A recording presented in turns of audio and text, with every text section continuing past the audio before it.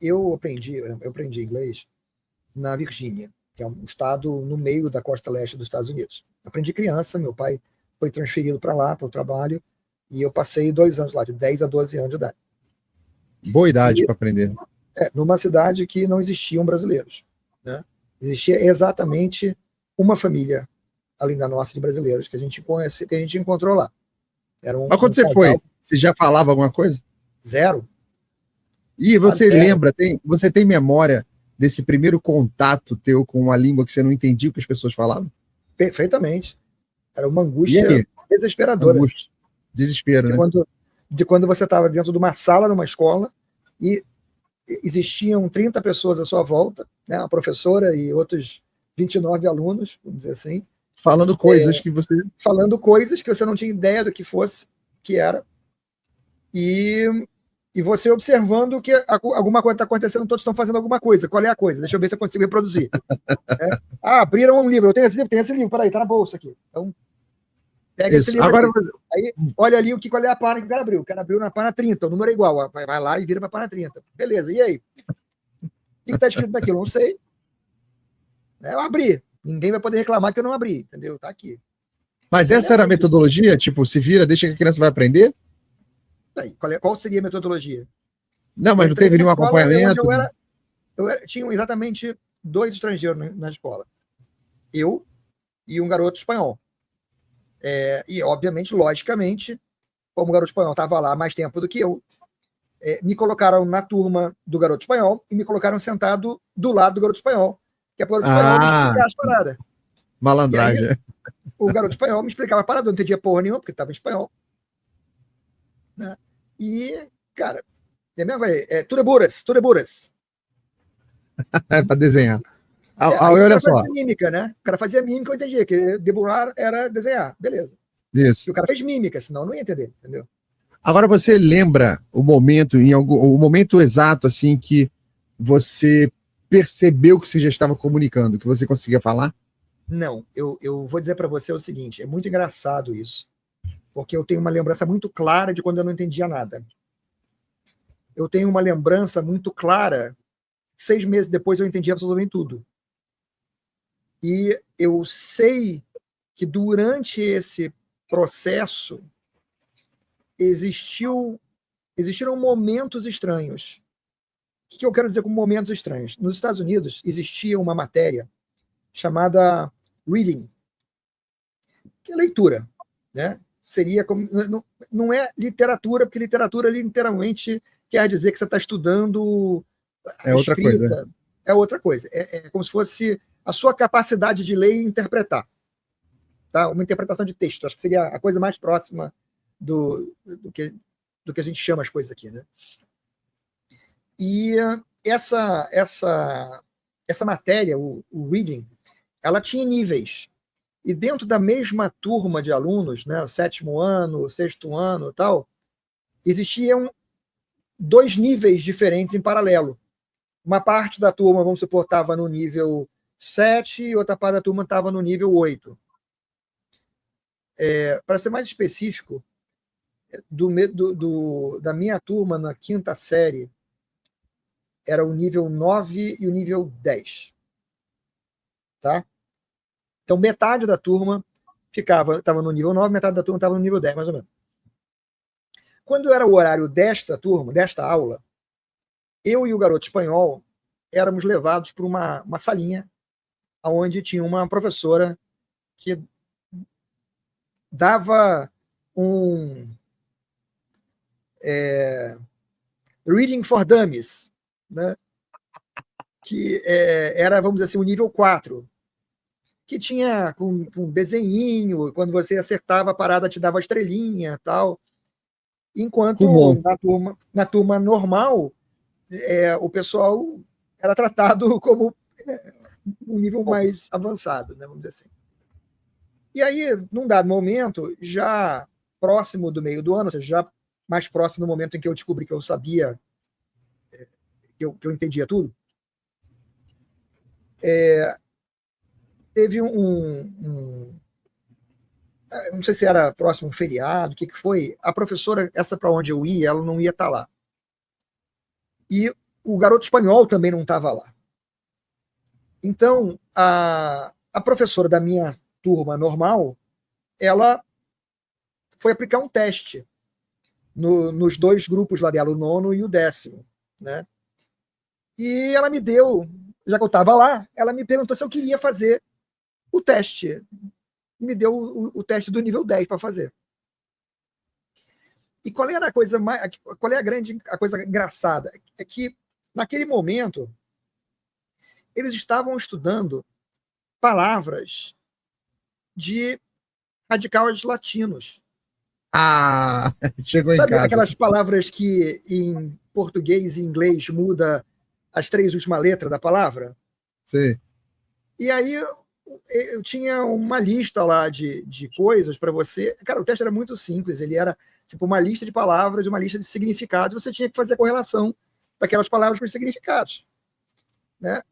Aquelas palavras que para eles eram palavras complexas, vamos dizer, não corriqueiras, para mim eram extremamente corriqueiras, entendeu? Eu vi essa palavra hoje aqui, ó, a palavra que é mais ou menos isso que você está falando. Porque está queimando lá a Califórnia, né? E o pessoal descobriu que tem, talvez, alguém esteja colocando fogo. Sim. Aí eu fui ver o termo que eles usam, é arson. A-R-S-O-N. Aí eu fui ver que o arson, a origem latina vem de arder. É disso que você está falando. Não, ok, mas é mais próximo, vamos dizer assim. Mais parecido ainda. Vamos supor contemplation.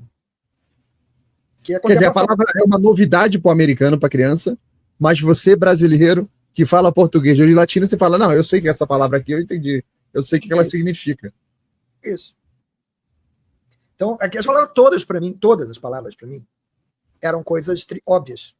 Óbvias. Entendeu? E, teoricamente, era uma prova difícil para eles. Então, a professora me deu, ela, na expectativa de que, de repente, eu ia acertar uma ou duas, eu acertei todas. É muito engraçado. Da mesma forma, vamos dizer assim, que eles não usam o sistema métrico, né? E, obviamente, quando eu fui para lá, a gente está falando que eu entrei lá na 5ª série, eu, obviamente, já tinha estudado tudo de sistema métrico aqui no Brasil, antes de ir para lá. Então, de líquido, de distância, de temperatura, tudo brincadeira. Então. Quilômetros, eles ficam nas milhas, né? Então, naquele momento que eles estavam estudando aquele negócio, eu comentei que isso era o que a gente usava no Brasil, né? Aí a professora perguntou se eu podia explicar para a turma. Pô, não. Fui lá para o quarto, expliquei a zorra toda, né? Para a galera, né? E, sim, para eles era uma coisa assim, estranhíssima, né? Você, por exemplo, falar quilograma. Sim.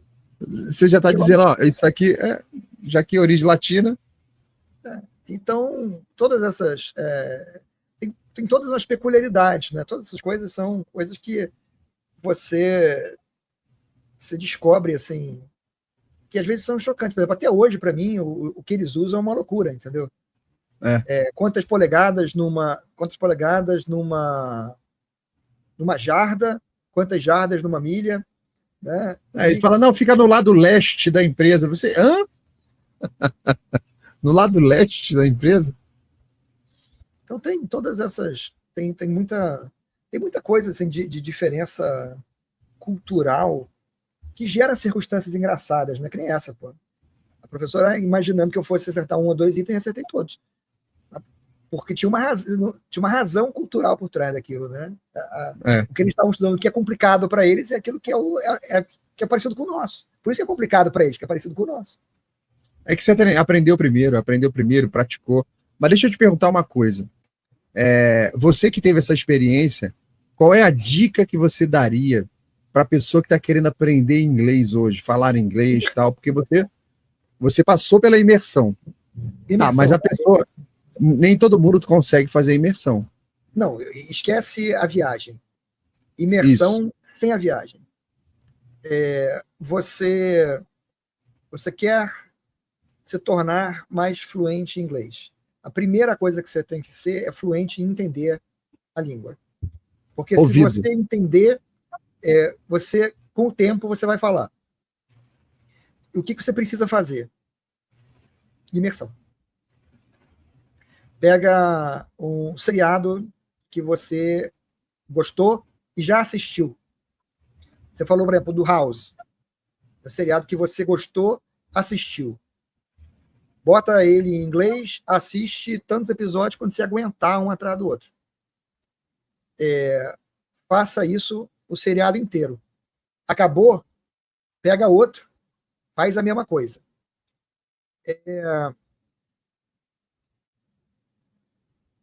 Quando você tem uma noção do que está acontecendo e você fica massivamente em cima daquele negócio, você começa a registrar inconscientemente determinadas coisas, entendeu? Então você sabe que quando ele fala determinada coisa, porque ele está chamando o médico. Você tem uma ideia do que seja. Quando ele falar de novo, você está começando, é o que eu chamo de música do idioma. Você está começando a aprender a música do idioma. As entonações, tal. O cara está chamando alguém, está pedindo alguma coisa. Tem uma música, uma camada musical de cada idioma, né? Isso. E eu digo mais a você. Primeiro eu faria a imersão. Eu pegaria uma coisa que eu já vi, que eu já tenho uma ideia de, por exemplo, quais são os nomes das pessoas. Eu Entendi. já tenho uma coisa assim, e eu assisto sem legenda. Eu fiz isso com legenda em inglês. Áudio em inglês e legenda em inglês. Aí, beleza. Daqui a pouco, você entra aqui no automático. Isso. Esse exatamente. Automático, eu tive essa percepção quando eu fui ver Os Miseráveis com Hugh Jackman, que é um filme cantado. Sim. Então o filme começa, te incomoda muito o filme cantado. Mas depois de 1 hora e tanto de filme, você não percebe mais que ele é cantado. Você entra naquele modelo e você está assistindo de boa lá. Cantou, parou de cantar, não te incomoda mais. E daqui a pouco o pessoal fala, pô, mas esse filme cantado, filme cantado? Estão cantando ali e tal. E você meio que desarma aquilo que estava armado, né? E pior que funciona bem esse negócio mesmo da série. Porque você já conhece a história. Você já conhece a história. Você pode não lembrar dos detalhes, mas não faz diferença. Você sabe quem são as pessoas, você sabe quando um está falando com o outro, você tem uma noção do que está acontecendo.